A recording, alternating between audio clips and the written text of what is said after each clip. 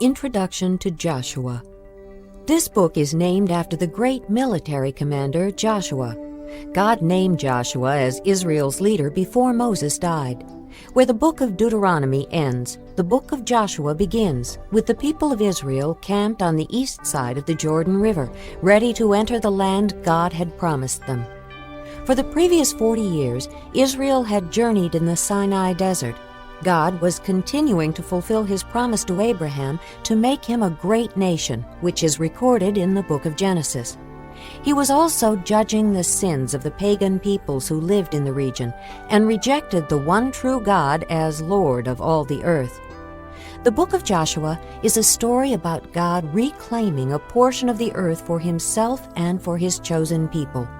With God's help, the people crossed the Jordan River and took possession of the land that was called Canaan. Toward the end of Joshua's life, he reminded the people of God's promises to them and encouraged them to keep loving and obeying God. Israel did remain faithful to God during Joshua's lifetime. Joshua, chapter 1. After the death of Moses, the servant of the Lord said to Joshua, son of Nun, Moses' aide, Moses, my servant, is dead. Now then, you and all these people get ready to cross the Jordan River into the land I am about to give to them, to the Israelites. I will give you every place where you set your foot, as I promised Moses. Your territory will extend from the desert to Lebanon, and from the great river the Euphrates, all the Hittite country, to the great sea on the west. No one will be able to stand up against you all the days of your life. As I was with Moses, so I will be with you. I will never leave you nor forsake you. Be strong and courageous, because you will lead these people to inherit the land I swore to their forefathers to give them. Be strong and very courageous.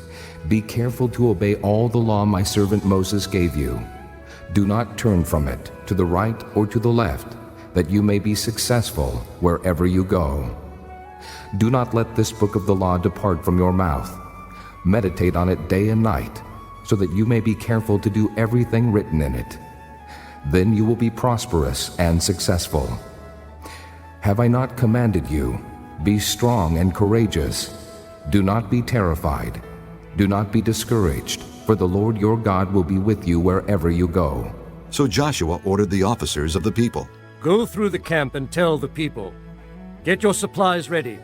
3 days from now you will cross the Jordan here to go in and take possession of the land the Lord your God is giving you for your own. But to the Reubenites, the Gadites, and the half-tribe of Manasseh, Joshua said, Remember the command that Moses, the servant of the Lord, gave you. The Lord your God is giving you rest and has granted you this land. Your wives, your children, and your livestock may stay in the land that Moses gave you east of the Jordan. But all your fighting men, fully armed, must cross over ahead of your brothers. You are to help your brothers until the Lord gives them rest, as he has done for you, and until they too have taken possession of the land that the Lord your God is giving them. After that, you may go back and occupy your own land, which Moses, the servant of the Lord, gave you east of the Jordan toward the sunrise. Then they answered Joshua, Whatever you have commanded us we will do, and wherever you send us we will go. Just as we fully obeyed Moses, so we will obey you. Only may the Lord your God be with you as he was with Moses. Whoever rebels against your word and does not obey your words, whatever you may command them, will be put to death. Only be strong and courageous. Chapter 2. Then Joshua son of Nun secretly sent 2 spies from Shittim. Go, look over the land, He said. especially Jericho. So they went and entered the house of a prostitute named Rahab and stayed there. The king of Jericho was told. Look, some of the Israelites have come here tonight to spy out the land. So the king of Jericho sent this message to Rahab. Bring out the men who came to you and entered your house, because they have come to spy out the whole land. But the woman had taken the 2 men and hidden them. She said, Yes, the men came to me, but I did not know where they had come from. At dusk, when it was time to close the city gate, the men left. I don't know which way they went. Go after them quickly, you may catch up with them. but she had taken them up to the roof and hidden them under the stalks of flax she had laid out on the roof. So the men set out in pursuit of the spies on the road that leads to the fords of the Jordan. And as soon as the pursuers had gone out, the gate was shut. Before the spies lay down for the night, she went up on the roof and said to them, I know that the Lord has given this land to you, and that a great fear of you has fallen on us, so that all who live in this country are melting in fear because of you. We have heard how the Lord dried up the water of the Red Sea for you when you came out of Egypt, and what you did to Sihon and Og, the two kings of the Amorites east of the Jordan, whom you completely destroyed. When we heard of it, our hearts melted, and everyone's courage failed because of you. For the Lord your God is God in heaven above and on the earth below. Now then, please swear to me by the Lord that you will show kindness to my family, because I have shown kindness to you. Give me a sure sign that you will spare the lives of my father and mother, my brothers and sisters, and all who belong to them, and that you will save us from death. Our lives for your lives. the men assured her. If you don't tell what we are doing, we will treat you kindly and faithfully when the Lord gives us the land. So she let them down by a rope through the window, for the house she lived in was part of the city wall. Now she had said to them, Go to the hills, so the pursuers will not find you. Hide yourselves there 3 days until they return, and then go on your way. The men said to her, This oath you made us swear will not be binding on us, unless, when we enter the land, you have tied this scarlet cord in the window through which you let us down, and unless you have brought your father and mother, your brothers and all your family into your house. If anyone goes outside your house into the street, his blood will be on his own head. We will not be responsible. As for anyone who is in the house with you, his blood will be on our head if a hand is laid on him. But if you tell what we are doing, we will be released from the oath you made us swear.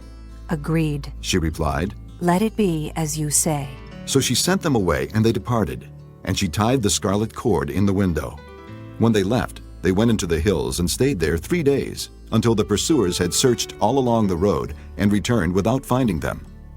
Then the 2 men started back. They went down out of the hills, forded the river, and came to Joshua son of Nun, and told him everything that had happened to them. They said to Joshua, The Lord has surely given the whole land into our hands. All the people are melting in fear because of us. Chapter 3. Early in the morning, Joshua and all the Israelites set out from Shittim and went to the Jordan, where they camped before crossing over. After 3 days, the officers went throughout the camp, giving orders to the people. When you see the ark of the covenant of the Lord your God, and the priests who are Levites carrying it, you are to move out from your positions and follow it. Then you will know which way to go, since you have never been this way before. But keep a distance of about 1,000 yards between you and the ark. Do not go near it. Joshua told the people, Consecrate yourselves, for tomorrow the Lord will do amazing things among you.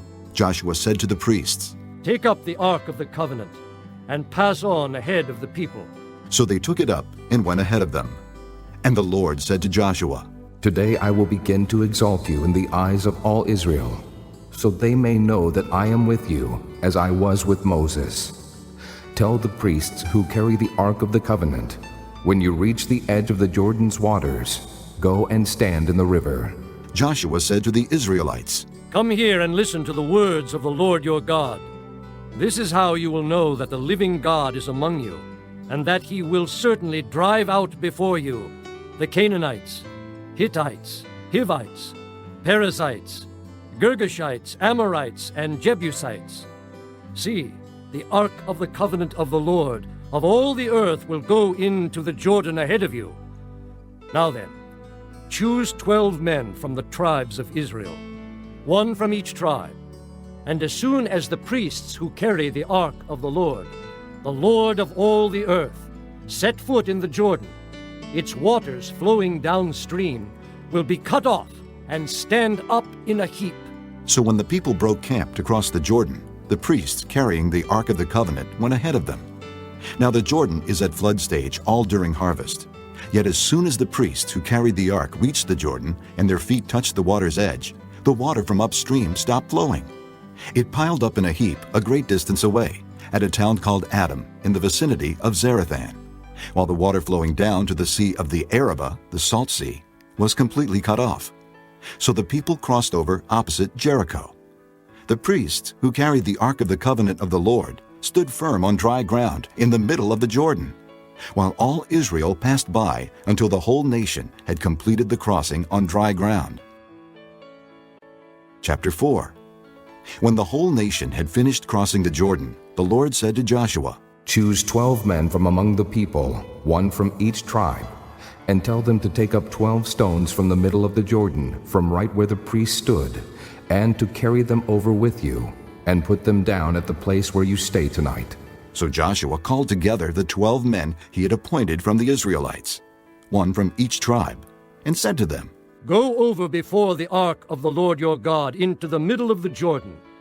Each of you is to take up a stone on his shoulder, according to the number of the tribes of the Israelites, to serve as a sign among you. In the future, when your children ask you, What do these stones mean? Tell them that the flow of the Jordan was cut off before the ark of the covenant of the Lord. When it crossed the Jordan, the waters of the Jordan were cut off. These stones are to be a memorial to the people of Israel forever. So the Israelites did as Joshua commanded them. They took 12 stones from the middle of the Jordan, according to the number of the tribes of the Israelites, as the Lord had told Joshua. And they carried them over with them to their camp, where they put them down. Joshua set up the 12 stones that had been in the middle of the Jordan at the spot where the priests who carried the Ark of the Covenant had stood, and they are there to this day. Now the priests who carried the ark remained standing in the middle of the Jordan until everything the Lord had commanded Joshua was done by the people, just as Moses had directed Joshua. The people hurried over, and as soon as all of them had crossed, the ark of the Lord and the priests came to the other side while the people watched. The men of Reuben, Gad, and the half-tribe of Manasseh crossed over, armed, in front of the Israelites, as Moses had directed them. About 40,000 armed for battle crossed over before the Lord, to the plains of Jericho for war. That day the Lord exalted Joshua in the sight of all Israel, and they revered him all the days of his life, just as they had revered Moses. Then the Lord said to Joshua, Command the priests carrying the Ark of the Testimony to come up out of the Jordan. So Joshua commanded the priests, Come up out of the Jordan. and the priests came up out of the river carrying the Ark of the Covenant of the Lord. No sooner had they set their feet on the dry ground than the waters of the Jordan returned to their place and ran at flood stage as before.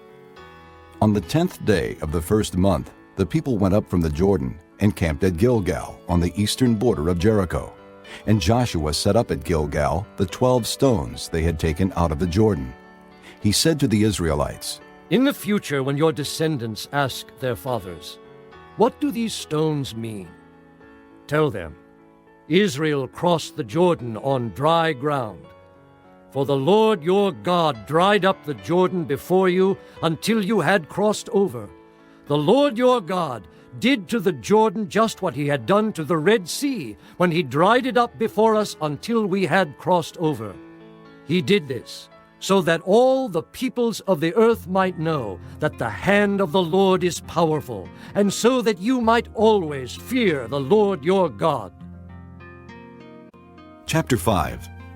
Now when all the Amorite kings west of the Jordan and all the Canaanite kings along the coast heard how the Lord had dried up the Jordan before the Israelites until we had crossed over, their hearts melted, and they no longer had the courage to face the Israelites. At that time the Lord said to Joshua, Make flint knives and circumcise the Israelites again. So Joshua made flint knives and circumcised the Israelites at Gibeath-Haaraloth. Now this is why he did so. All those who came out of Egypt, all the men of military age, died in the desert on the way after leaving Egypt. All the people that came out had been circumcised, but all the people born in the desert during the journey from Egypt had not. The Israelites had moved about in the desert 40 years, until all the men who were of military age when they left Egypt had died, since they had not obeyed the Lord. For the Lord had sworn to them that they would not see the land that he had solemnly promised their fathers to give us, a land flowing with milk and honey. So he raised up their sons in their place, and these were the ones Joshua circumcised. They were still uncircumcised because they had not been circumcised on the way. And after the whole nation had been circumcised, they remained where they were in camp until they were healed. Then the Lord said to Joshua, Today I have rolled away the reproach of Egypt from you. So the place has been called Gilgal to this day. On the evening of the 14th day of the month, while camped at Gilgal on the plains of Jericho, the Israelites celebrated the Passover. The day after the Passover, that very day, they ate some of the produce of the land, unleavened bread, and roasted grain. The manna stopped the day after they ate this food from the land. There was no longer any manna for the Israelites, but that year they ate of the produce of Canaan. Now, when Joshua was near Jericho, he looked up and saw a man standing in front of him with a drawn sword in his hand. Joshua went up to him and asked, Are you for us or for our enemies? Neither, he replied. but as commander of the army of the Lord I have now come. Then Joshua fell face down to the ground in reverence and asked him, What message does my Lord have for his servant? The commander of the Lord's army replied, Take off your sandals, for the place where you are standing is holy. and Joshua did so. Chapter 6. Now Jericho was tightly shut up because of the Israelites. No one went out, and no one came in. Then the Lord said to Joshua, See, I have delivered Jericho into your hands, along with its king and its fighting men. March around the city once with all the armed men. Do this for 6 days. Have 7 priests carry trumpets of ram's horns in front of the ark. On the 7th day, march around the city 7 times, with the priests blowing the trumpets. When you hear them sound a long blast on the trumpets, have all the people give a loud shout. Then the wall of the city will collapse, and the people will go up, every man straight in. So Joshua, son of Nun, called the priests and said to them, Take up the ark of the covenant of the Lord, and have 7 priests carry trumpets in front of it. and he ordered the people. Advance! March around the city with the armed guard going ahead of the ark of the Lord.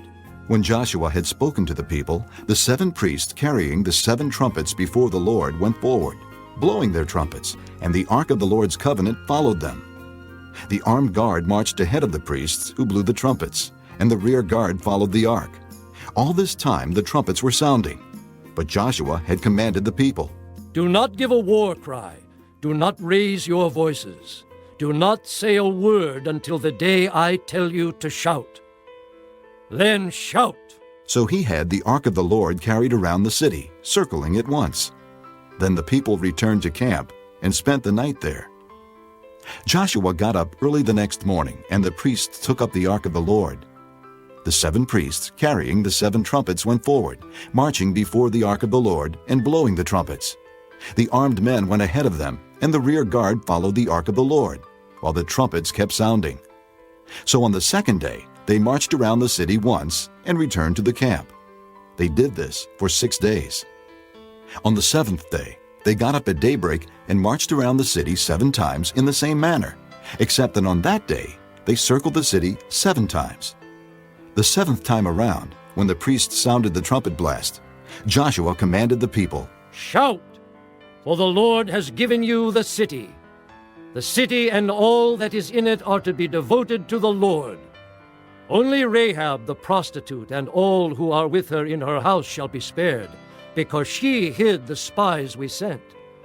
But keep away from the devoted things, so that you will not bring about your own destruction by taking any of them.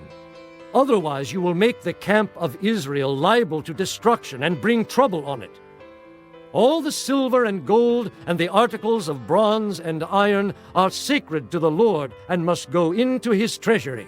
When the trumpet sounded, the people shouted. And at the sound of the trumpet, when the people gave a loud shout, the wall collapsed. So every man charged straight in, and they took the city. They devoted the city to the Lord, and destroyed with the sword every living thing in it, men and women, young and old, cattle, sheep, and donkeys.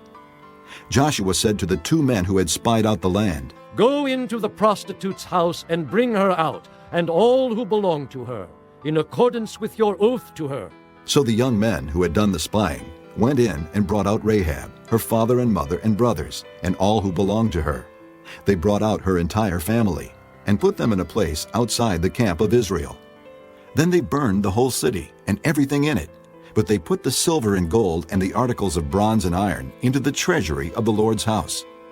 But Joshua spared Rahab the prostitute with her family and all who belonged to her, because she hid the men Joshua had sent as spies to Jericho, and she lives among the Israelites to this day. At that time, Joshua pronounced this solemn oath: Cursed before the Lord is the man who undertakes to rebuild this city Jericho. At the cost of his firstborn son will he lay its foundations. At the cost of his youngest will he set up its gates. So the Lord was with Joshua, and his fame spread throughout the land. Chapter 7. But the Israelites acted unfaithfully in regard to the devoted things. Achan, son of Carmi, the son of Zimri, the son of Zerah, of the tribe of Judah, took some of them. So the Lord's anger burned against Israel. Now Joshua sent men from Jericho to Ai, which is near Beth-aven, to the east of Bethel, and told them, Go up and spy out the region. So the men went up and spied out Ai. When they returned to Joshua, they said, Not all the people will have to go up against Ai. Send 2,000 or 3,000 men to take it, and do not weary all the people, for only a few men are there. So about 3,000 men went up, but they were routed by the men of Ai, who killed about 36 of them. They chased the Israelites from the city gate as far as the stone quarries, and struck them down on the slopes. At this the hearts of the people melted and became like water. Then Joshua tore his clothes and fell face down to the ground before the ark of the Lord, remaining there till evening. The elders of Israel did the same, and sprinkled dust on their heads. And Joshua said, Ah, sovereign Lord, why did you ever bring this people across the Jordan to deliver us into the hands of the Amorites to destroy us? If only we had been content to stay on the other side of the Jordan. Oh Lord, what can I say, now that Israel has been routed by its enemies? The Canaanites and the other people of the country will hear about this, and they will surround us and wipe out our name from the earth. What then will you do for your own great name? The Lord said to Joshua, Stand up. What are you doing down on your face? Israel has sinned. They have violated my covenant, which I commanded them to keep. They have taken some of the devoted things. They have stolen. They have lied. They have put them with their own possessions. That is why the Israelites cannot stand against their enemies. They turned their backs and run, because they have been made liable to destruction. I will not be with you any more, unless you destroy whatever among you is devoted to destruction. Go, consecrate the people. Tell them, consecrate yourselves in preparation for tomorrow, for this is what the Lord, the God of Israel, says. That which is devoted is among you, O Israel. You cannot stand against your enemies until you remove it. In the morning, present yourselves tribe by tribe. The tribe that the Lord takes shall come forward clan by clan. The clan that the Lord takes shall come forward family by family. And the family that the Lord takes shall come forward man by man. He who is caught with the devoted thing shall be destroyed by fire, along with all that belongs to him. He has violated the covenant of the Lord and has done a disgraceful thing in Israel. Early the next morning, Joshua had Israel come forward by tribes, and Judah was taken. The clans of Judah came forward, and he took the Zerahites. He had the clan of the Zerahites come forward by families, and Zimri was taken. Joshua had his family come forward, man by man, and Achan, son of Carmi, the son of Zimri, the son of Zerah, of the tribe of Judah, was taken. Then Joshua said to Achan, My son, give glory to the Lord, the God of Israel, and give him the praise. Tell me what you have done. Do not hide it from me. Achan replied, It is true. I have sinned against the Lord, the God of Israel. This is what I have done. When I saw in the plunder a beautiful robe from Babylonia, 200 shekels of silver and a wedge of gold weighing 50 shekels, I coveted them and took them. They are hidden in the ground inside my tent with the silver underneath. So Joshua sent messengers, and they ran to the tent. And there it was, hidden in his tent, with the silver underneath. They took the things from the tent, brought them to Joshua and all the Israelites, and spread them out before the Lord. Then Joshua, together with all Israel, took Achan, son of Zerah, the silver, the robe, the gold wedge, his sons and daughters, his cattle, donkeys, and sheep, his tent, and all that he had, to the valley of Achor. Joshua said, "Why have you brought this trouble on us? The Lord will bring trouble on you today." Then all Israel stoned him, and after they had stoned the rest, they burned them. Over Achan they heaped up a large pile of rocks, which remains to this day. Then the Lord turned from his fierce anger. Therefore that place has been called the Valley of Achor ever since. Chapter 8. Then the Lord said to Joshua, Do not be afraid. Do not be discouraged. Take the whole army with you, and go up and attack Ai. For I have delivered into your hands the king of Ai, his people, his city, and his land. You shall do to Ai and its king as you did to Jericho and its king, except that you may carry off their plunder and livestock for yourselves. Set an ambush behind the city. So Joshua and the whole army moved out to attack Ai. He chose 30,000 of his best fighting men and sent them out at night with these orders. Listen carefully. You are to set an ambush behind the city. Don't go very far from it. All of you be on the alert. I and all those with me will advance on the city. And when the men come out against us, as they did before, we will flee from them. They will pursue us until we have lured them away from the city, for they will say, "They are running away from us as they did before." So when we flee from them, you are to rise up from ambush and take the city. The Lord your God will give it into your hand. When you have taken the city, set it on fire. Do what the Lord has commanded. See to it. You have my orders. Then Joshua sent them off, and they went to the place of ambush and lay in wait between Bethel and Ai, to the west of Ai. But Joshua spent that night with the people. Early the next morning, Joshua mustered his men, and he and the leaders of Israel marched before them to Ai. The entire force that was with him marched up and approached the city and arrived in front of it. They set up camp north of Ai, with the valley between them and the city. Joshua had taken about 5,000 men and sent them in ambush between Bethel and Ai, to the west of the city. They had the soldiers take up their positions, all those in the camp to the north of the city, and the ambush to the west of it. That night, Joshua went into the valley. When the king of Ai saw this, he and all the men of the city hurried out early in the morning to meet Israel in battle at a certain place overlooking the Arabah.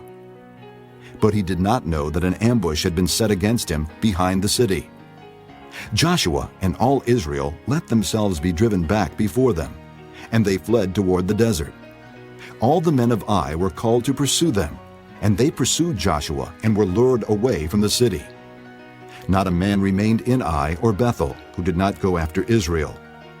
They left the city open and went in pursuit of Israel. Then the Lord said to Joshua, Hold out toward Ai the javelin that is in your hand, for into your hand I will deliver the city. So Joshua held out his javelin toward Ai. As soon as he did this, the men in the ambush rose quickly from their position and rushed forward. They entered the city and captured it, and quickly set it on fire. The men of Ai looked back and saw the smoke of the city rising against the sky, but they had no chance to escape in any direction, for the Israelites, who had been fleeing toward the desert, had turned back against their pursuers. For when Joshua and all Israel saw that the ambush had taken the city, and that smoke was going up from the city, they turned around and attacked the men of Ai. The men of the ambush also came out of the city against them, so that they were caught in the middle, with Israelites on both sides.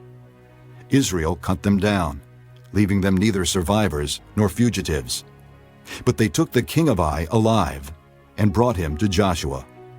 When Israel had finished killing all the men of Ai in the fields and in the desert where they had chased them, and when every one of them had been put to the sword, all the Israelites returned to Ai and killed those who were in it. 12,000 men and women fell that day, all the people of Ai. For Joshua did not draw back the hand that held out his javelin until he had destroyed all who lived in Ai. But Israel did carry off for themselves the livestock and plunder of this city, as the Lord had instructed Joshua. So Joshua burned Ai and made it a permanent heap of ruins, a desolate place to this day. He hung the king of Ai on a tree and left him there until evening.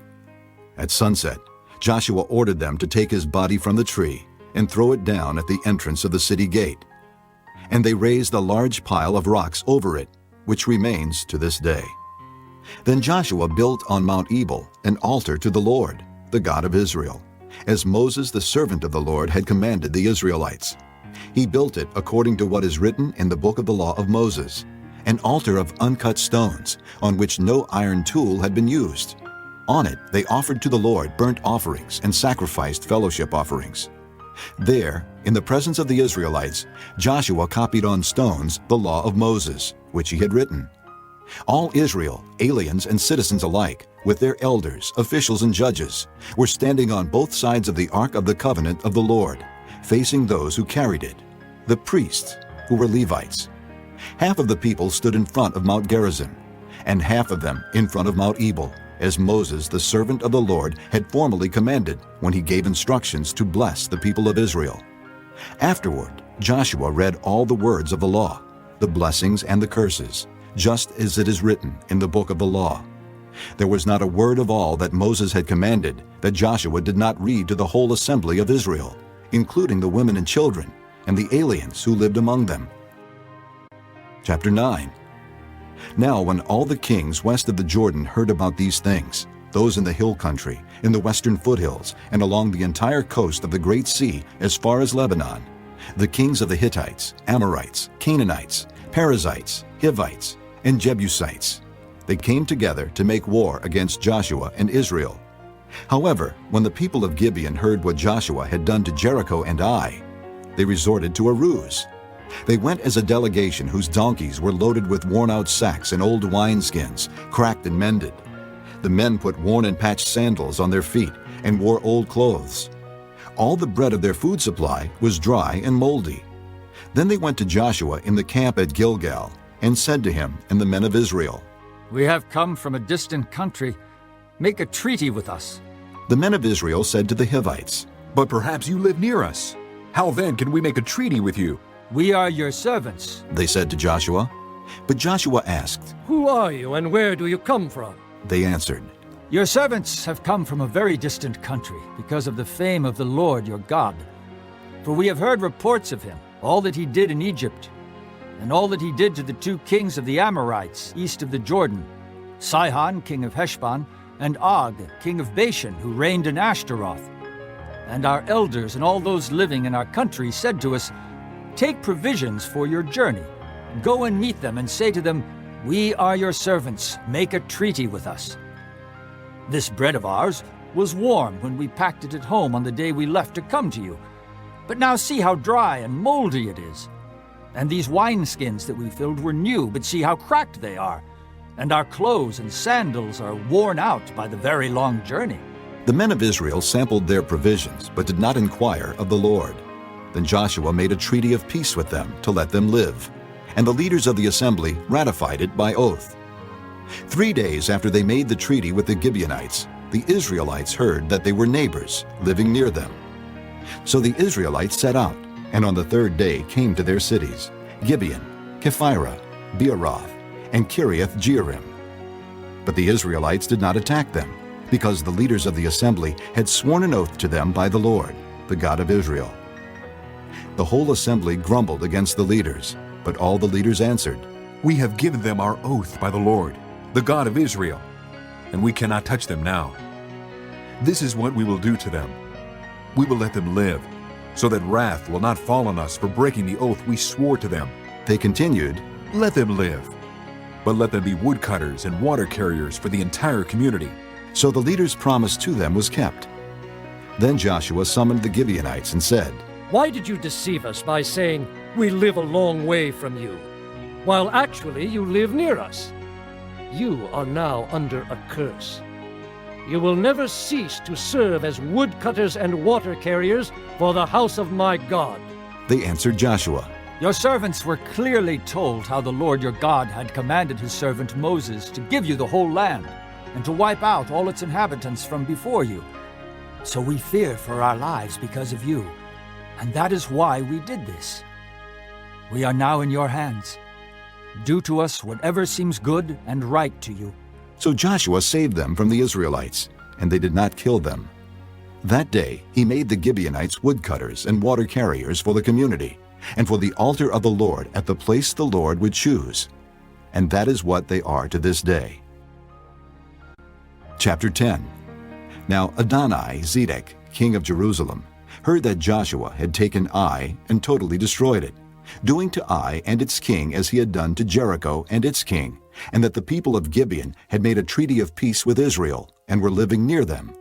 He and his people were very much alarmed at this, because Gibeon was an important city, like one of the royal cities. It was larger than Ai, and all its men were good fighters. So Adoni-Zedek, king of Jerusalem, appealed to Hoham, king of Hebron, Piram, king of Jarmuth, Japhiah, king of Lachish, and Deber, king of Eglon. "Come up and help me attack Gibeon," he said, "because it has made peace with Joshua and the Israelites." Then the 5 kings of the Amorites, the kings of Jerusalem, Hebron, Jarmuth, Lachish, and Eglon, joined forces. They moved up with all their troops and took up positions against Gibeon and attacked it. The Gibeonites then sent word to Joshua in the camp at Gilgal. Do not abandon your servants. Come up to us quickly and save us.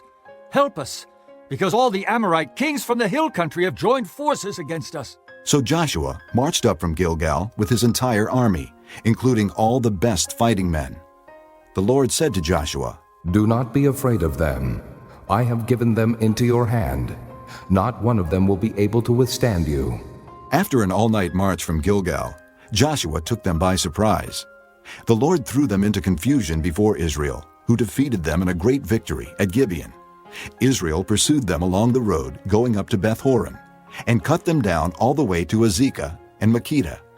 As they fled before Israel on the road down from Beth-horon to Azekah, the Lord hurled large hailstones down on them from the sky, and more of them died from the hailstones than were killed by the swords of the Israelites. On the day the Lord gave the Amorites over to Israel, Joshua said to the Lord in the presence of Israel, O sun, stand still over Gibeon. O moon, over the valley of Ajalon. So the sun stood still, and the moon stopped, till the nation avenged itself on its enemies, as it is written in the book of Jasher. The sun stopped in the middle of the sky and delayed going down about a full day. There has never been a day like it before or since, a day when the Lord listened to a man. Surely the Lord was fighting for Israel. Then Joshua returned with all Israel to the camp at Gilgal. Now the 5 kings had fled and hidden in the cave at Makkedah.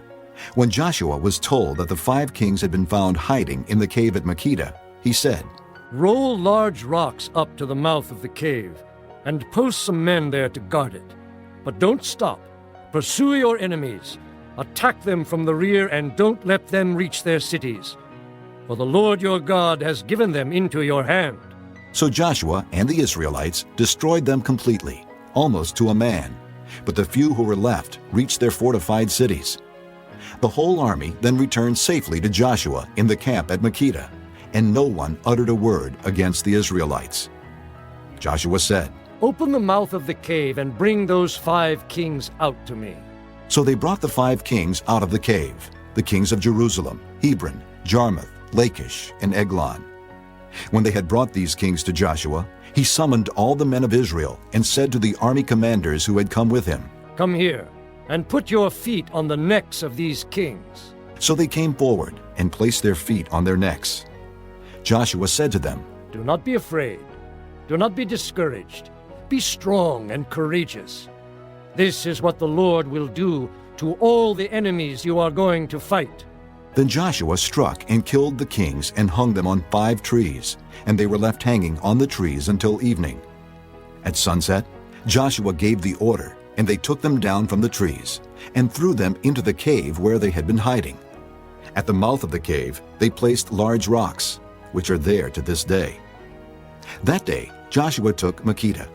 He put the city and its king to the sword and totally destroyed everyone in it. he left no survivors, and he did to the king of Makkedah as he had done to the king of Jericho. Then Joshua and all Israel with him moved on from Makkedah to Libnah and attacked it. The Lord also gave that city and its king into Israel's hand. The city and everyone in it Joshua put to the sword. He left no survivors there, and he did to its king as he had done to the king of Jericho. Then Joshua and all Israel with him moved on from Libnah to Lachish. He took up positions against it and attacked it. The Lord handed Lachish over to Israel, and Joshua took it on the second day. The city and everyone in it he put to the sword, just as he had done to Libnah. Meanwhile, Horam, king of Gezer, had come up to help Lachish, but Joshua defeated him and his army, until no survivors were left. Then Joshua and all Israel with him moved on from Lachish to Eglon. They took up positions against it and attacked it. They captured it that same day and put it to the sword and totally destroyed everyone in it, just as they had done to Lachish. Then Joshua and all Israel with him went up from Eglon to Hebron and attacked it. They took the city and put it to the sword, together with its king, its villages, and everyone in it. They left no survivors. Just as at Eglon, they totally destroyed it and everyone in it. Then Joshua and all Israel with him turned around and attacked Debir. They took the city, its king, and its villages, and put them to the sword. Everyone in it they totally destroyed. They left no survivors. They did to Debir and its king as they had done to Libnah and its king, and to Hebron. So Joshua subdued the whole region, including the hill country, the Negev, the western foothills, and the mountain slopes, together with all their kings. He left no survivors. He totally destroyed all who breathed, just as the Lord, the God of Israel, had commanded. Joshua subdued them from Kadesh Barnea to Gaza, and from the whole region of Goshen to Gibeon. All these kings and their lands Joshua conquered in one campaign, because the Lord, the God of Israel, fought for Israel. Then Joshua returned with all Israel to the camp at Gilgal. Chapter 11. When Jabin, king of Hazor, heard of this, he sent word to Jobab, king of Madon, to the kings of Shimron and Akshaph, and to the northern kings who were in the mountains, in the Arabah south of Kinnereth, in the western foothills, and in Naphoth Dor on the west, to the Canaanites in the east and west, to the Amorites, Hittites, Perizzites, and Jebusites in the hill country, and to the Hivites below Hermon, in the region of Mizpah. They came out with all their troops and a large number of horses and chariots, a huge army, as numerous as the sand on the seashore. All these kings joined forces and made camp together at the waters of Merom to fight against Israel. The Lord said to Joshua, "Do not be afraid of them, because by this time tomorrow I will hand all of them over to Israel, slain. You are to hamstring their horses and burn their chariots." So Joshua and his whole army came against them suddenly at the waters of Merom and attacked them, and the Lord gave them into the hand of Israel. They defeated them and pursued them all the way to Greater Sidon, to Misrephoth Maim, and to the valley of Mizpah on the east, until no survivors were left. Joshua did to them as the Lord had directed. He hamstrung their horses and burned their chariots. At that time Joshua turned back and captured Hazor and put its king to the sword. Hazor had been the head of all these kingdoms. Everyone in it they put to the sword. They totally destroyed them, not sparing anything that breathed, and he burned up Hazor itself. Joshua took all these royal cities and their kings and put them to the sword. He totally destroyed them, as Moses the servant of the Lord had commanded. Yet Israel did not burn any of the cities built on their mounds, except Hazor, which Joshua burned. The Israelites carried off for themselves all the plunder and livestock of these cities, but all the people they put to the sword until they completely destroyed them, not sparing anyone that breathed. As the Lord commanded his servant Moses, so Moses commanded Joshua, and Joshua did it. He left nothing undone of all that the Lord commanded Moses. So Joshua took this entire land, the hill country, all the Negev, the whole region of Goshen, the western foothills, the Arabah, and the mountains of Israel with their foothills, from Mount Halak, which rises towards Seir, to Baal-Gad, in the valley of Lebanon, below Mount Hermon. He captured all their kings and struck them down, putting them to death. Joshua waged war against all these kings for a long time. Except for the Hivites living in Gibeon, not one city made a treaty of peace with the Israelites, who took them all in battle. For it was the Lord himself who hardened their hearts to wage war against Israel, so that he might destroy them totally, exterminating them without mercy, as the Lord had commanded Moses. At that time Joshua went and destroyed the Anakites from the hill country, from Hebron, Debir, and Anab, from all the hill country of Judah, and from all the hill country of Israel. Joshua totally destroyed them and their towns. No Anakites were left in Israelite territory. Only in Gaza, Gath, and Ashdod did any survive. So Joshua took the entire land, just as the Lord had directed Moses, and he gave it as an inheritance to Israel, according to their tribal divisions. Then the land had rest from war. Chapter 12. These are the kings of the land whom the Israelites had defeated and whose territory they took over east of the Jordan, from the Arnon Gorge to Mount Hermon, including all the eastern side of the Arabah. Sihon, king of the Amorites, who reigned in Heshbon. He ruled from Aroah on the rim of the Arnon Gorge, from the middle of the gorge to the Jabbok River, which is the border of the Ammonites. This included half of Gilead. He also ruled over the eastern Arabah, from the Sea of Kinnereth to the Sea of the Arabah, the Salt Sea, to Beth Jeshimoth, and then southward below the slopes of Pisgah. And the territory of Og, king of Bashan, one of the last of the Rephaites, who reigned in Ashtaroth and Edrei.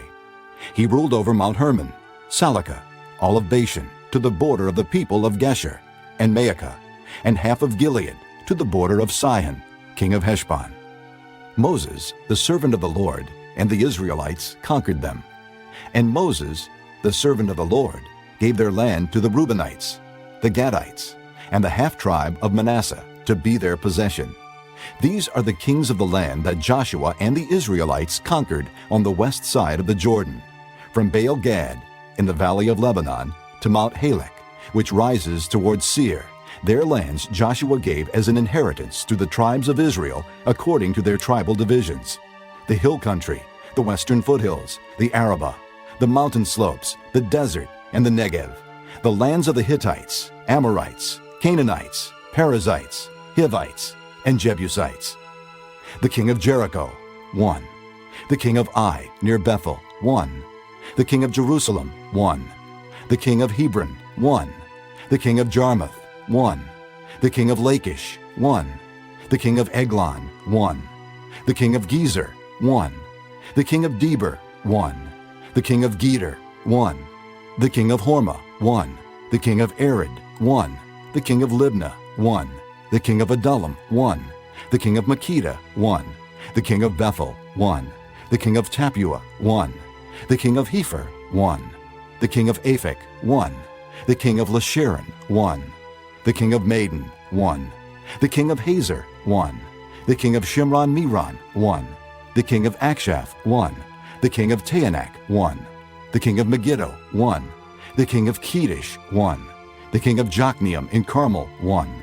The king of Dor in Naphoth Dor, 1. The king of Goyim in Gilgal, 1. The king of Tirzah, 1. 31 kings in all. Chapter 13. When Joshua was old and well advanced in years, the Lord said to him, "You are very old, and there are still very large areas of land to be taken over.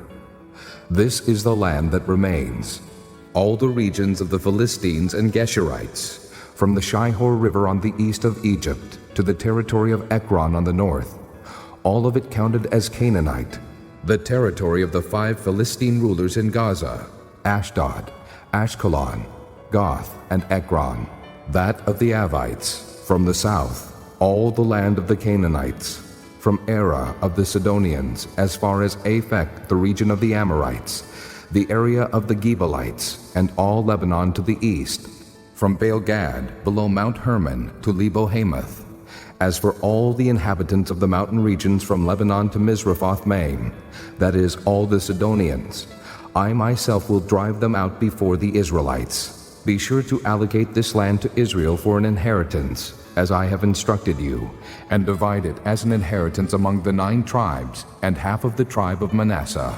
The other half of Manasseh, the Reubenites and the Gadites, had received the inheritance that Moses had given them east of the Jordan, as he, the servant of the Lord, had assigned it to them. It extended from Aroah on the rim of the Arnon Gorge, and from the town in the middle of the gorge, and included the whole plateau of Medeba, as far as Dibon, and all the towns of Sihon, king of the Amorites, who ruled in Heshbon, out to the border of the Ammonites. It also included Gilead, the territory of the people of Geshur, and Maacah, all of Mount Hermon, and all Bashan as far as Salakah, that is, the whole kingdom of Og in Bashan, who had reigned in Ashtaroth and Edrei, and had survived as one of the last of the Rephaites. Moses had defeated them and taken over their land, but the Israelites did not drive out the people of Geshur and Maacah, so they continue to live among the Israelites to this day. But to the tribe of Levi he gave no inheritance, since the offerings made by fire to the Lord, the God of Israel, are their inheritance, as he promised them. This is what Moses had given to the tribe of Reuben, clan by clan: the territory from Aroah on the rim of the Arnon Gorge, and from the town in the middle of the gorge, and the whole plateau past Medeba to Heshbon, and all its towns on the plateau, including Dibon, Bamoth-baal, Beth-baal-meon, Jahaz, Kedemoth, Mephaath, Kiriathaim, Sibmah, Zereth-shahar on the hill in the valley, Beth-peor, the slopes of Pisgah, and Beth-jeshimoth, all the towns on the plateau, and the entire realm of Sihon, king of the Amorites, who ruled at Heshbon. Moses had defeated him and the Midianite chiefs, Evi, Rechem, Zur, Hur, and Reba, princes allied with Sihon, who lived in that country. In addition to those slain in battle, the Israelites had put to the sword Balaam, son of Beor, who practiced divination. The boundary of the Reubenites was the bank of the Jordan. These towns and their villages were the inheritance of the Reubenites, clan by clan. This is what Moses had given to the tribe of Gad, clan by clan: the territory of Jazer, all the towns of Gilead, and half the Ammonite country, as far as Aroah near Rabbah, and from Heshbon to Ramoth-mizpah and Betonim, and from Mahanaim to the territory of Debir, and in the valley Beth-haram, Beth-nimrah, Sukkoth, and Zaphon, with the rest of the realm of Sihon, king of Heshbon, the east side of the Jordan, the territory up to the end of the Sea of Kinnereth. These towns and their villages were the inheritance of the Gadites, clan by clan. This is what Moses had given to the half-tribe of Manasseh, that is, to half the family of the descendants of Manasseh, clan by clan, the territory extending from Mahanaim and including all of Bashan, the entire realm of Og, king of Bashan, all the settlements of Jair in Bashan, 60 towns, half of Gilead, and Asheroth, and Edrei, the royal cities of Og in Bashan. This was for the descendants of Machir, son of Manasseh, for half of the sons of Machir, clan by clan. This is the inheritance Moses had given when he was in the plains of Moab, across the Jordan east of Jericho. But to the tribe of Levi, Moses had given no inheritance. The Lord, the God of Israel, is their inheritance, as he promised them. Chapter 14. Now these are the areas the Israelites received as an inheritance in the land of Canaan, which Eleazar the priest, Joshua son of Nun, and the heads of the tribal clans of Israel allotted to them. Their inheritances were assigned by lot to the 9.5 tribes, as the Lord had commanded through Moses. Moses had granted the 2.5 tribes their inheritance east of the Jordan, but had not granted the Levites an inheritance among the rest. For the sons of Joseph had become 2 tribes, Manasseh and Ephraim. The Levites received no share of the land, but only towns to live in, with pasture lands for their flocks and herds. So the Israelites divided the land, just as the Lord had commanded Moses. Now the men of Judah approached Joshua at Gilgal, and Caleb, son of Jephunneh the Kenizzite, said to him, You know what the Lord said to Moses, the man of God, at Kadesh Barnea about you and me. I was 40 years old when Moses, the servant of the Lord, sent me from Kadesh Barnea to explore the land. And I brought him back a report according to my convictions. But my brothers who went up with me made the hearts of the people melt with fear.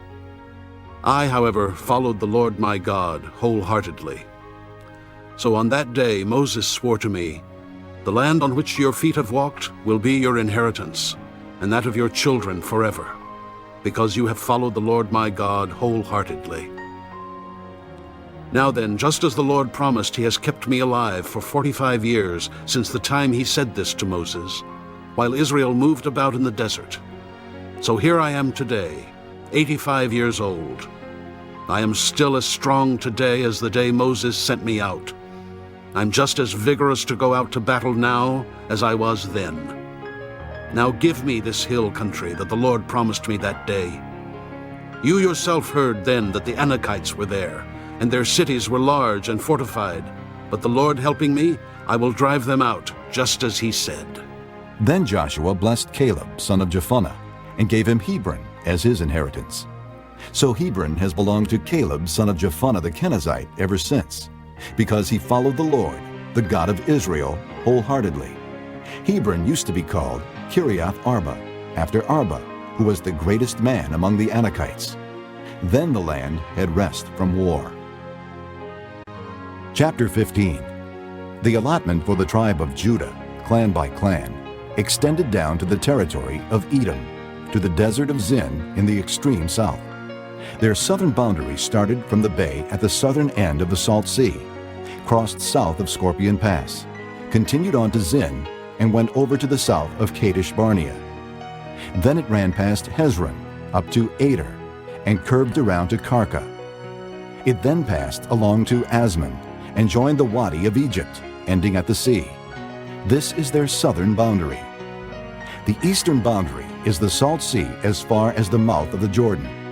The northern boundary started from the Bay of the Sea at the mouth of the Jordan, went up to Beth Hogla, and continued north of Beth Araba to the stone of Bohan, son of Reuben. The boundary then went up to Deber from the valley of Achor, and turned north to Gilgal, which faces the pass of Adummim, south of the gorge.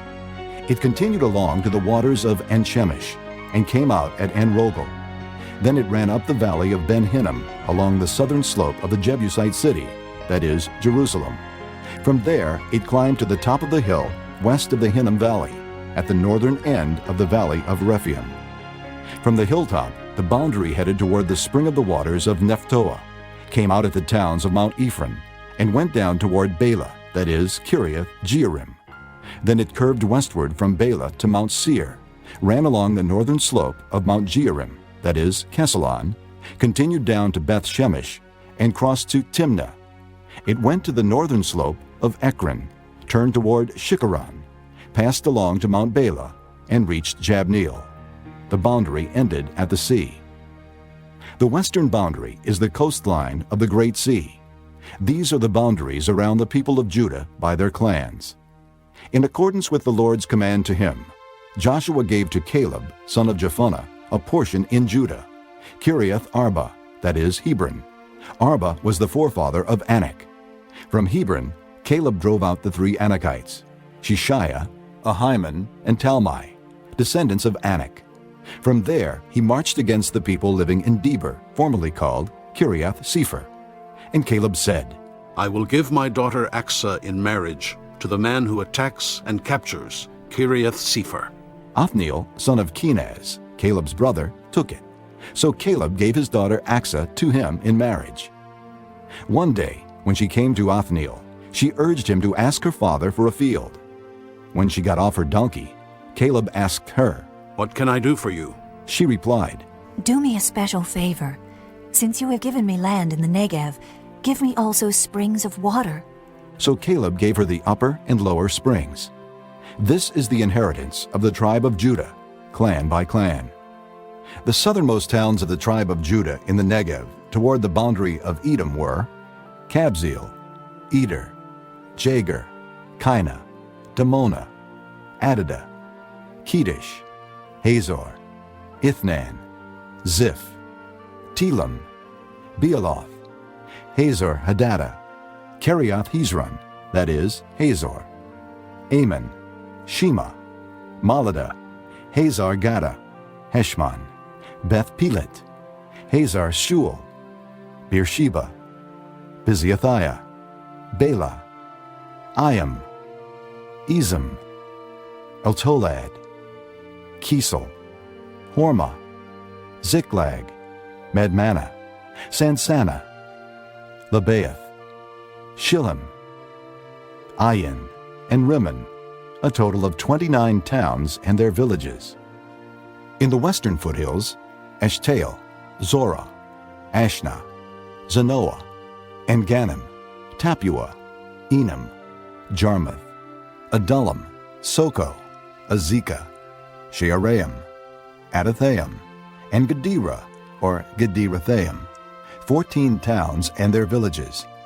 Zenon, Hadashah, Migdalgad, Dilian, Mizpah, Joktheel, Lachish, Bozkath, Eglon, Cabon, Lamas, Kitlish, Gederoth, Beth Dagon, Naamah, and Makkedah, 16 towns and their villages. Libnah, Ether, Ashan, Iftah, Ashna, Nezib, Keilah, Aksib, and Maresha, 9 towns and their villages. Ekron, with its surrounding settlements and villages. West of Ekron, all that were in the vicinity of Ashdod, together with their villages. Ashdod, its surrounding settlements and villages. And Gaza, its settlements and villages, as far as the Wadi of Egypt and the coastline of the Great Sea. In the hill country, Shamer, Jadder, Soko, Dana, Kiriath Sana, that is, Deber, Anab, Eshtemoa, Anim, Goshen, Holon, and Giloh, 11 towns and their villages. Arab, Duma, Eshan, Janim, Beth Tapua, Aphekah, Humta, Kiriath Arba, that is Hebron, and Zior, 9 towns and their villages. Maon, Carmel, Ziph, Judah, Jezreel, Jokdeam, Zanoah, Cain, Gibeah, and Timnah, 10 towns and their villages. Halhul, Beth Zor, Gedor, Meerath, Beth Anath, and Eltekon, 6 towns and their villages. Kiriath Baal, that is Kiriath Jearim, and Rabbah, 2 towns and their villages. In the desert, Beth Arabah, Middin, Sekakah, Nibshan, the city of salt, and En Gedi, 6 towns and their villages. Judah could not dislodge the Jebusites who were living in Jerusalem. To this day, the Jebusites live there with the people of Judah. Chapter 16. The allotment for Joseph began at the Jordan of Jericho, east of the waters of Jericho, and went up from there through the desert into the hill country of Bethel. It went on from Bethel, that is, Luz, crossed over to the territory of the Archites in Ataroth, descended westward to the territory of the Japhletites as far as the region of Lower Beth Horon, and on to Gezer, ending at the sea. So Manasseh and Ephraim, the descendants of Joseph, received their inheritance. This was the territory of Ephraim, clan by clan. The boundary of their inheritance went from Ataroth Adar in the east to Upper Beth Horon and continued to the sea. From Mikmethath on the north, it curved eastward to Taanath Shiloh, passing by it to Genoa on the east. Then it went down from Genoa to Ataroth and Naarah, touched Jericho, and came out at the Jordan. From Tapua, the border went west to the Cana ravine and ended at the sea. This was the inheritance of the tribe of the Ephraimites, clan by clan. It also included all the towns and their villages that were set aside for the Ephraimites within the inheritance of the Manassites. They did not dislodge the Canaanites living in Gezer. To this day, the Canaanites live among the people of Ephraim, but are required to do forced labor. Chapter 17. This was the allotment for the tribe of Manasseh as Joseph's firstborn, that is, for Machir, Manasseh's firstborn. Machir was the ancestor of the Gileadites, who had received Gilead and Bashan, because the Machirites were great soldiers. So this allotment was for the rest of the people of Manasseh, the clans of Abiezer, Helek, Asriel, Shechem, Hepher, and Shemida. These are the other male descendants of Manasseh, son of Joseph, by their clans. Now Zelophehad, son of Hepher, the son of Gilead, the son of Machir, the son of Manasseh, had no sons but only daughters, whose names were Mahlah, Noah, Hoglah, Milcah, and Tirzah. They went to Eleazar the priest, Joshua son of Nun, and the leaders, and said, "The Lord commanded Moses to give us an inheritance among our brothers." So Joshua gave them an inheritance along with the brothers of their father, according to the Lord's command. Manasseh's share consisted of 10 tracts of land besides Gilead and Bashan east of the Jordan, because the daughters of the tribe of Manasseh received an inheritance among the sons. The land of Gilead belonged to the rest of the descendants of Manasseh. The territory of Manasseh extended from Asher to Mikmethath, east of Shechem. The boundary ran southward from there to include the people living at En-Tappuah. Manasseh had the land of Tappuah, but Tappuah itself, on the boundary of Manasseh, belonged to the Ephraimites. Then the boundary continued south to the Canaan ravine. There were towns belonging to Ephraim lying among the towns of Manasseh. But the boundary of Manasseh was the northern side of the ravine and ended at the sea. On the south, the land belonged to Ephraim, on the north to Manasseh. The territory of Manasseh reached the sea and bordered Asher on the north and Issachar on the east. Within Issachar and Asher, Manasseh also had Bethshan, Ibleam, and the people of Dor, Endor, Taanach, and Megiddo, together with their surrounding settlements. The third in the list is Naphoth. Yet the Manassites were not able to occupy these towns, for the Canaanites were determined to live in that region. However, when the Israelites grew stronger, they subjected the Canaanites to forced labor, but did not drive them out completely. The people of Joseph said to Joshua, "Why have you given us only one allotment and one portion for an inheritance? We are a numerous people, and the Lord has blessed us abundantly." "If you are so numerous," Joshua answered, "and if the hill country of Ephraim is too small for you, go up into the forest and clear land for yourselves, there in the land of the Perizzites and the Rephaites."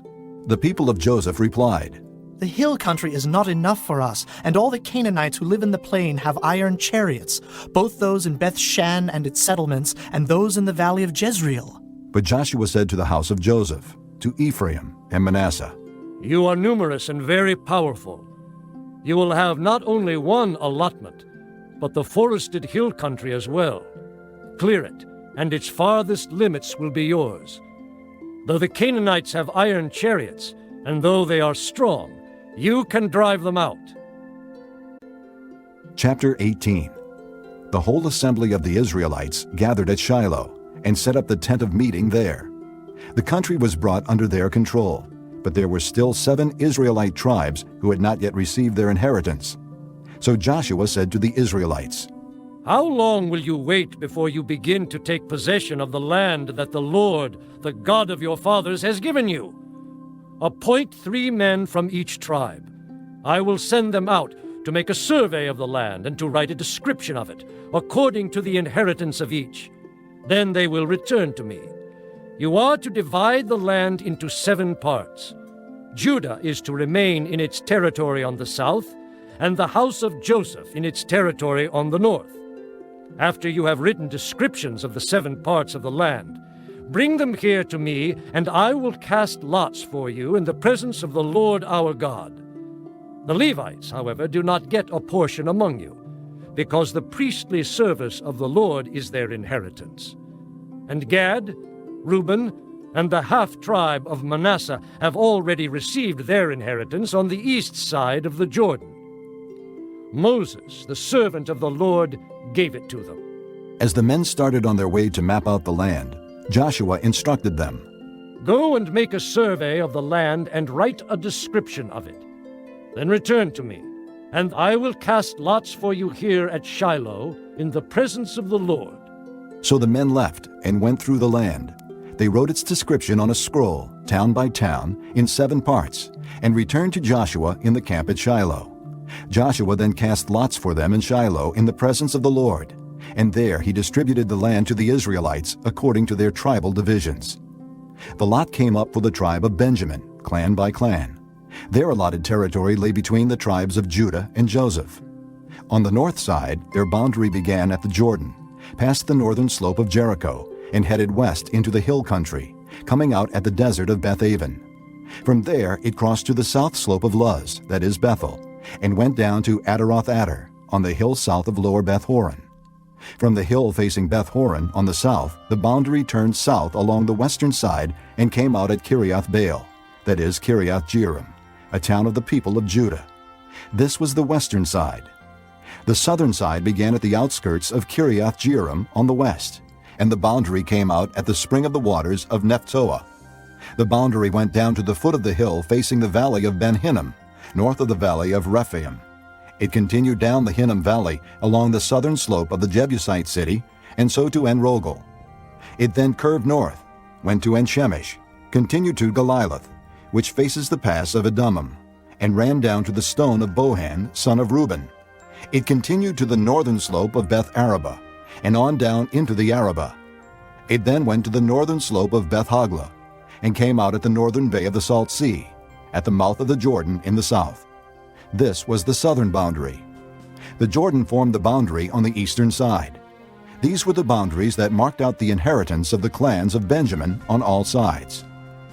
The tribe of Benjamin, clan by clan, had the following cities: Jericho, Beth-Hoglah, Emek-Keziz, Beth-Arabah, Zemaraim, Bethel, Avim, Perah, Ophrah, Kepher-Ammoni, Ophni, and Geba, 12 towns and their villages: Gibeon, Ramah, Beeroth, Mizpah, Kephirah, Moza, Rechem, Irpeel, Terlah, Zelah, Haeleph, the Jebusite city, that is Jerusalem, Gibeah, and Kiriath, 14 towns and their villages. This was the inheritance of Benjamin for its clans. This concludes Disc 13. Chapter 19. The second lot came out for the tribe of Simeon, clan by clan. Their inheritance lay within the territory of Judah.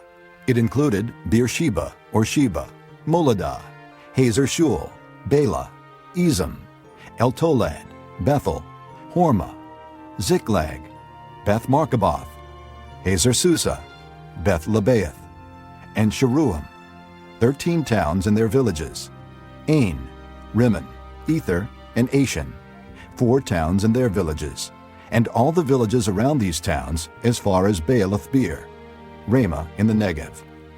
This was the inheritance of the tribe of the Simeonites, clan by clan.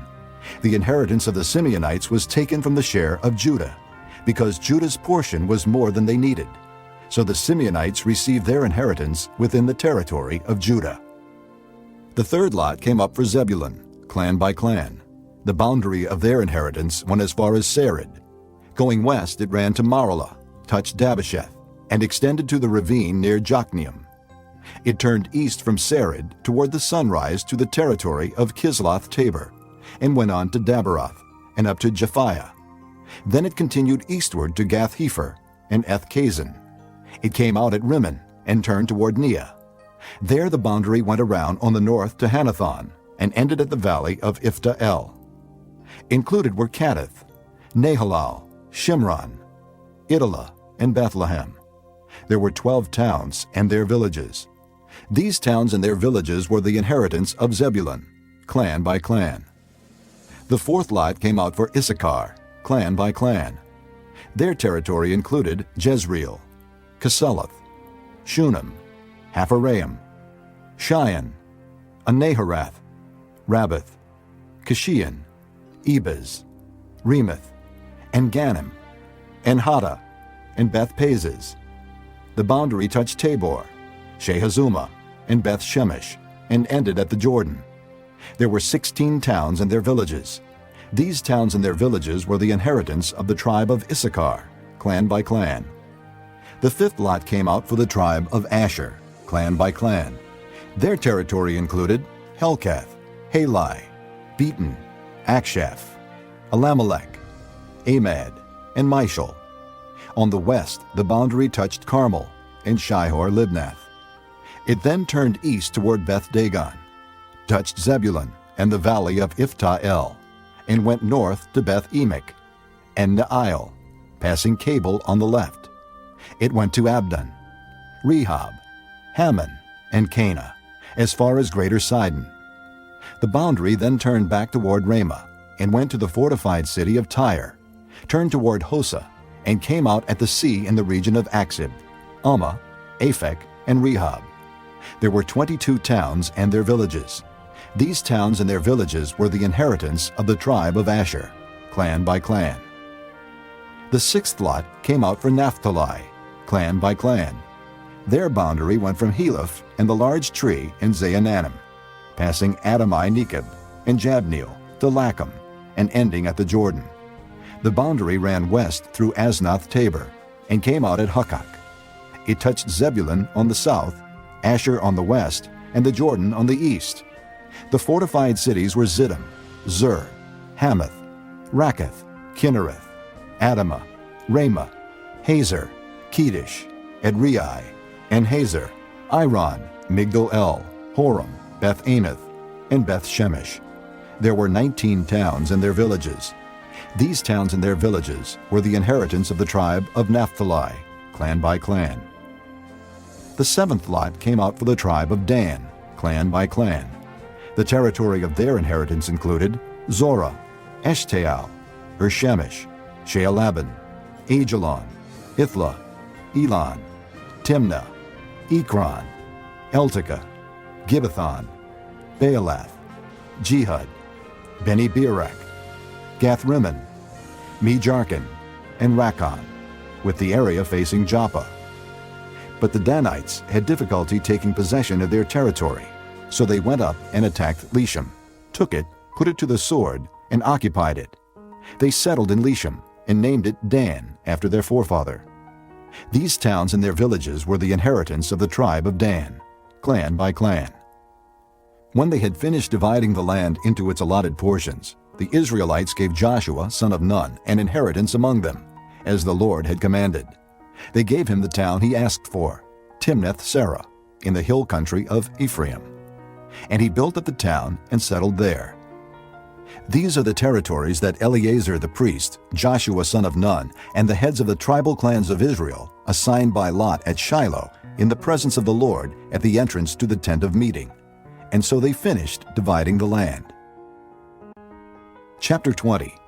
Then the Lord said to Joshua, Tell the Israelites to designate the cities of refuge, as I instructed you through Moses, so that anyone who kills a person accidentally and unintentionally may flee there and find protection from the avenger of blood. When he flees to one of these cities, he is to stand in the entrance of the city gate and state his case before the elders of that city. Then they are to admit him into their city and give him a place to live with them. If the avenger of blood pursues him, they must not surrender the one accused, because he killed his neighbor unintentionally and without malice aforethought. He is to stay in that city until he has stood trial before the assembly, and until the death of the high priest who is serving at that time. Then he may go back to his own home in the town from which he fled. So they set apart Kedesh in Galilee, in the hill country of Naphtali, Shechem in the hill country of Ephraim, and Kiriath Arba, that is Hebron, in the hill country of Judah. On the east side of the Jordan of Jericho, they designated Bezer in the desert on the plateau in the tribe of Reuben, Ramoth and Gilead in the tribe of Gad, and Golan and Bashan in the tribe of Manasseh. Any of the Israelites or any alien living among them who killed someone accidentally could flee to these designated cities and not be killed by the avenger of blood prior to standing trial before the assembly. Chapter 21. Now the family heads of the Levites approached Eleazar the priest, Joshua son of Nun, and the heads of the other tribal families of Israel at Shiloh in Canaan, and said to them, The Lord commanded through Moses that you give us towns to live in, with pasture lands for our livestock. So as the Lord had commanded, the Israelites gave the Levites the following towns and pasture lands out of their own inheritance. The first lot came out for the Kohathites, clan by clan. The Levites, who were descendants of Aaron the priest, were allotted 13 towns from the tribes of Judah, Simeon, and Benjamin. The rest of Kohath's descendants were allotted 10 towns from the clans of the tribes of Ephraim, Dan, and half of Manasseh. The descendants of Gershon were allotted 13 towns from the clans of the tribes of Issachar, Asher, Naphtali, and the half-tribe of Manasseh in Bashan. The descendants of Merari, clan by clan, received 12 towns from the tribes of Reuben, Gad, and Zebulun. So the Israelites allotted to the Levites these towns and their pasture lands, as the Lord had commanded through Moses. From the tribes of Judah and Simeon, they allotted the following towns by name. These towns were assigned to the descendants of Aaron, who were from the Kohathite clans of the Levites, because the first lot fell to them. They gave them Kiriath Arba, that is Hebron, with its surrounding pasture land in the hill country of Judah. Arba was the forefather of Anak. But the fields and villages around the city they had given to Caleb son of Jephunneh as his possession. So to the descendants of Aaron the priest they gave Hebron, a city of refuge for one accused of murder, Libnah, Jattir, Eshtemoa, Holon, Deber, Ain, Judah, and Beth Shemesh, together with their pasture lands, 9 towns from these 2 tribes. And from the tribe of Benjamin they gave them Gibeon, Geba, Anathoth, and Almon, together with their pasture lands, 4 towns. All the towns for the priests, the descendants of Aaron, were 13, together with their pasture lands. The rest of the Kohathite clans of the Levites were allotted towns from the tribe of Ephraim. In the hill country of Ephraim, they were given Shechem, a city of refuge for one accused of murder, and Gezer, Kibzaim, and Beth-horon, together with their pasture lands, 4 towns. Also from the tribe of Dan, they received Eltekeh, Gibbethon, Ajalon, and Gath-rimmon, together with their pasture lands, 4 towns. From half the tribe of Manasseh, they received Taanach and Gath-rimmon, together with their pasture lands, 2 towns. All these 10 towns and their pasture lands were given to the rest of the Kohathite clans. The Levite clans of the Gershonites were given, from the half-tribe of Manasseh, Golan in Bashan, a city of refuge for one accused of murder, and Be-eshterah, together with their pasture lands, 2 towns. From the tribe of Issachar, Kishion, Daberath, Jarmuth, and Engannim, together with their pasture lands, 4 towns. From the tribe of Asher, Mishal, Abdon, Helkath, and Rehob, together with their pasture lands, 4 towns. From the tribe of Naphtali, Kedesh in Galilee, a city of refuge for one accused of murder, Hamath-dor and Kartan, together with their pasture lands, 3 towns.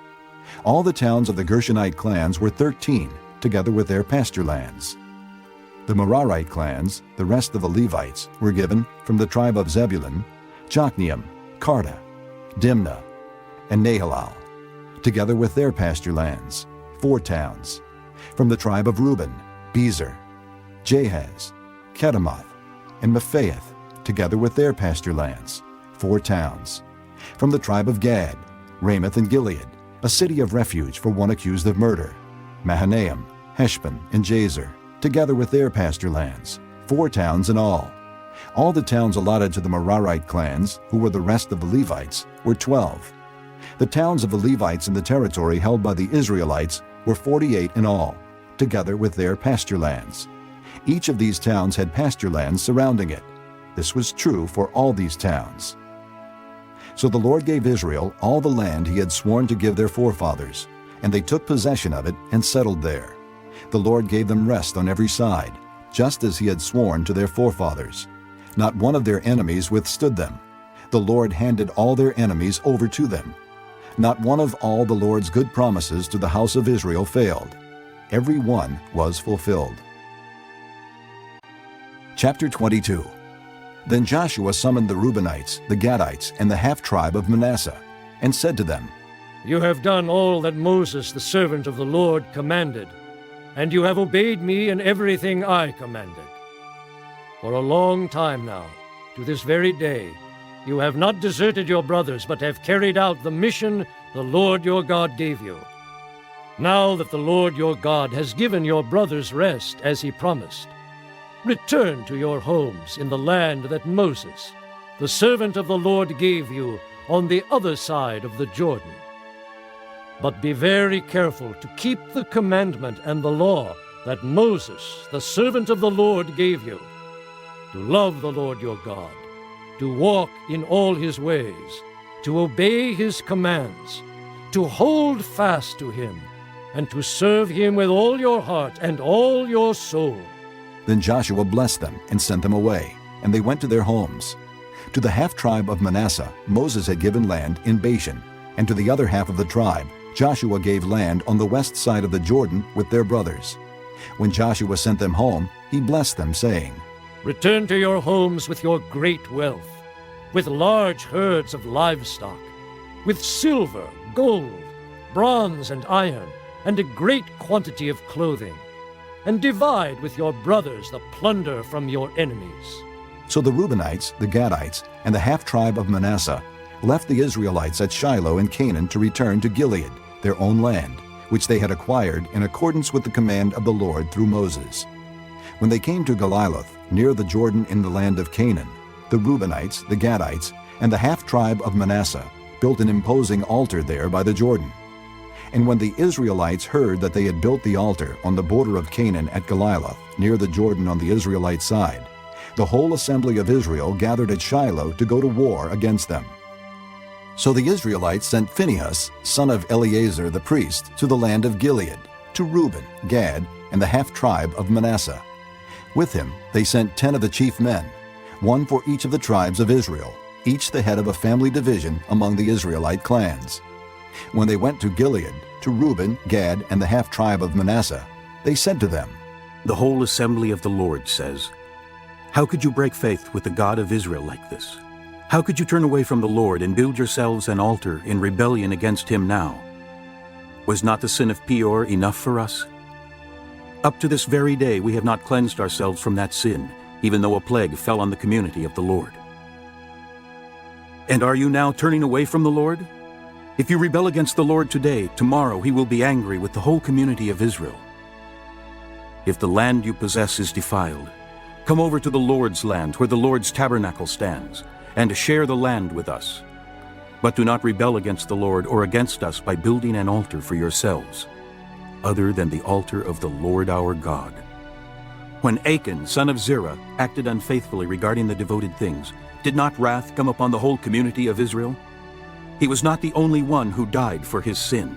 Then Reuben, Gad, and the half-tribe of Manasseh replied to the heads of the clans of Israel, "The Mighty One, God the Lord, the Mighty One, God the Lord, He knows, and let Israel know.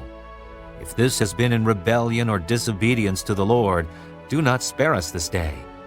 If we have built our own altar to turn away from the Lord, and to offer burnt offerings and grain offerings, or to sacrifice fellowship offerings on it, may the Lord himself call us to account.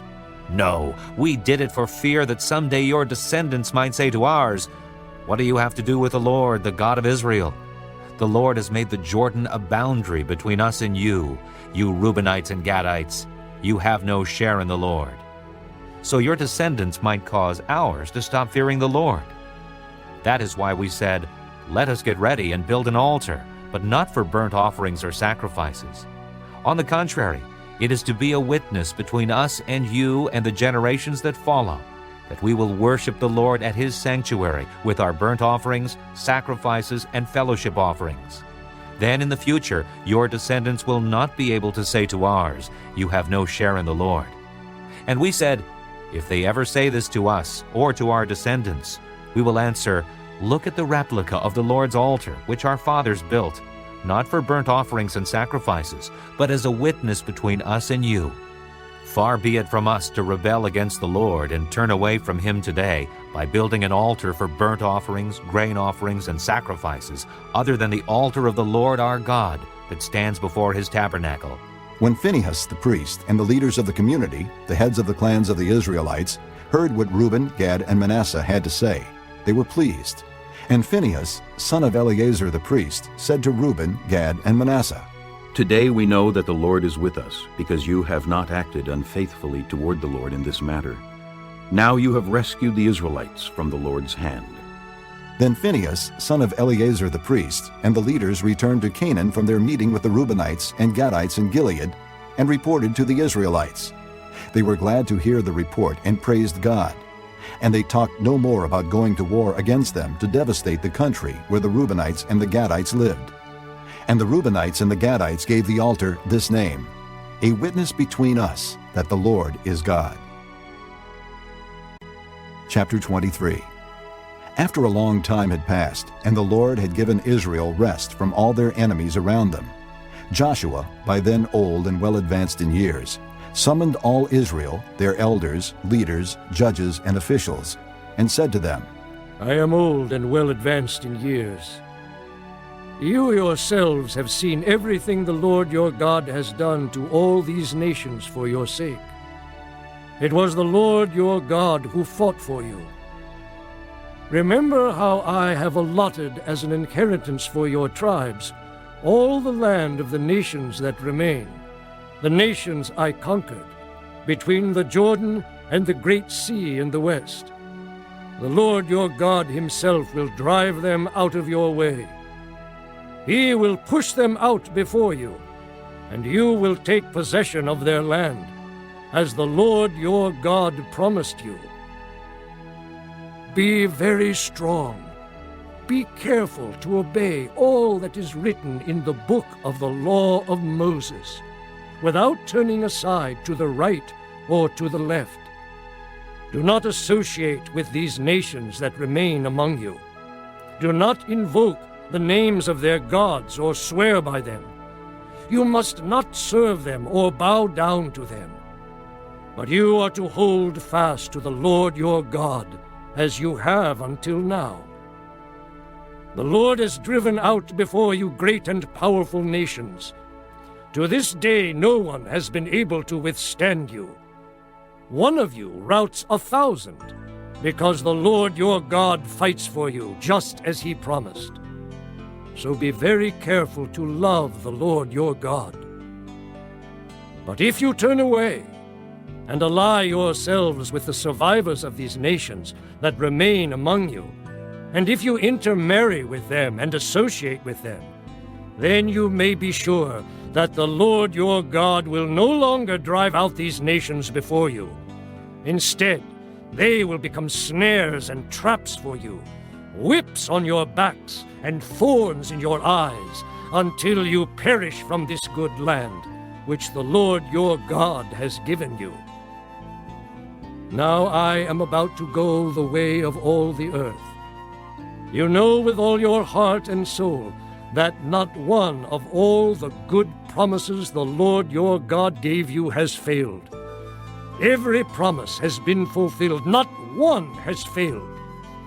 But just as every good promise of the Lord your God has come true, so the Lord will bring on you all the evil he has threatened, until he has destroyed you from this good land he has given you. If you violate the covenant of the Lord your God, which he commanded you, and go and serve other gods and bow down to them, the Lord's anger will burn against you, and you will quickly perish from the good land he has given you. Chapter 24. Then Joshua assembled all the tribes of Israel at Shechem. He summoned the elders, leaders, judges, and officials of Israel, and they presented themselves before God. Joshua said to all the people, This is what the Lord, the God of Israel, says. Long ago your forefathers, including Terah, the father of Abraham and Nahor, lived beyond the river and worshipped other gods. But I took your father Abraham from the land beyond the river and led him throughout Canaan and gave him many descendants. I gave him Isaac, and to Isaac I gave Jacob and Esau. I assigned the hill country of Seir to Esau, but Jacob and his sons went down to Egypt. Then I sent Moses and Aaron, and I afflicted the Egyptians by what I did there, and I brought you out. When I brought your fathers out of Egypt, you came to the sea, and the Egyptians pursued them with chariots and horsemen as far as the Red Sea. But they cried to the Lord for help, and he put darkness between you and the Egyptians. He brought the sea over them and covered them. You saw with your own eyes what I did to the Egyptians. Then you lived in the desert for a long time. I brought you to the land of the Amorites who lived east of the Jordan. They fought against you, but I gave them into your hands. I destroyed them from before you, and you took possession of their land. When Balak, son of Zippor, the king of Moab, prepared to fight against Israel, he sent for Balaam, son of Beor, to put a curse on you. But I would not listen to Balaam, so he blessed you again and again, and I delivered you out of his hand. Then you crossed the Jordan and came to Jericho. The citizens of Jericho fought against you, as did also the Amorites, Perizzites, Canaanites, Hittites, Girgashites, Hivites, and Jebusites. But I gave them into your hands. I sent the hornet ahead of you, which drove them out before you. Also the 2 Amorite kings. You did not do it with your own sword and bow. So I gave you a land on which you did not toil, and cities you did not build. And you live in them and eat from vineyards and olive groves that you did not plant. Now fear the Lord and serve him with all faithfulness. Throw away the gods your forefathers worshipped beyond the river and in Egypt, and serve the Lord. But if serving the Lord seems undesirable to you, then choose for yourselves this day whom you will serve, whether the gods your forefathers served beyond the river, or the gods of the Amorites in whose land you are living. But as for me and my household, we will serve the Lord. Then the people answered, Far be it from us to forsake the Lord to serve other gods. It was the Lord our God himself who brought us and our fathers up out of Egypt, from that land of slavery, and performed those great signs before our eyes. He protected us on our entire journey, and among all the nations through which we traveled. And the Lord drove out before us all the nations, including the Amorites who lived in the land. We too will serve the Lord, because he is our God. Joshua said to the people, You are not able to serve the Lord. He is a holy God. He is a jealous God. He will not forgive your rebellion and your sins. If you forsake the Lord and serve foreign gods, he will turn and bring disaster on you and make an end of you after he has been good to you. But the people said to Joshua, No, we will serve the Lord. Then Joshua said, You are witnesses against yourselves that you have chosen to serve the Lord. Yes, we are witnesses. They replied.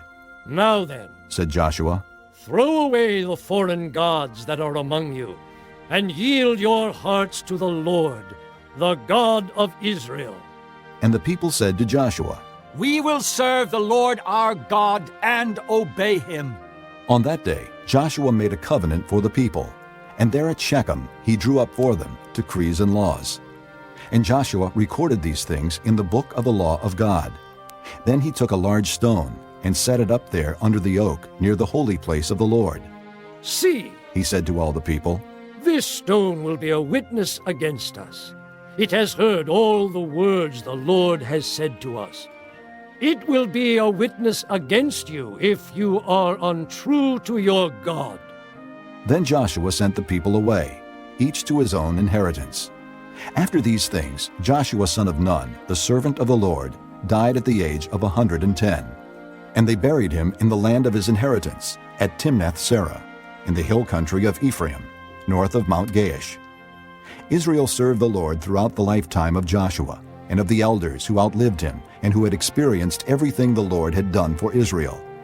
And Joseph's bones, which the Israelites had brought up from Egypt, were buried at Shechem in the tract of land that Jacob bought for 100 pieces of silver from the sons of Hamor, the father of Shechem.